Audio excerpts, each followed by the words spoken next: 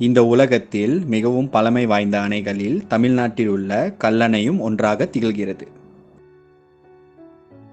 இந்த அணைக்கட்டு உலகத்தில் 4வது பழமையான அணையாகவும் இந்தியாவில் முதல் பழமையான அணையாகவும் விளங்கி இன்றளவும் பயன்பாட்டில் உள்ளது. சுமார் 2000 ஆண்டுகளுக்கு முன்பு, அதாவது கிமு 100களில் சோழ ராஜாவான கரிகாலனால் இந்த கல்லணை கட்டப்பட்டது. இந்த கல்லணை காவேரி ஆற்றின் மீது கட்டப்பட்டுள்ளது.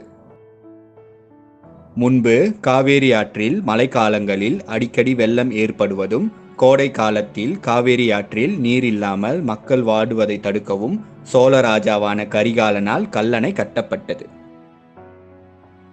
2000 ஆண்டுகளுக்கு முன்பே கட்டப்பட்டு இன்றளவும் பயன்பாட்டில் உள்ள இந்த அணை தமிழர்களின் கட்டுமான திறமைக்கு ஒரு பெரிய சான்றாக அமைகிறது என்றால் அது மிகையாகாது.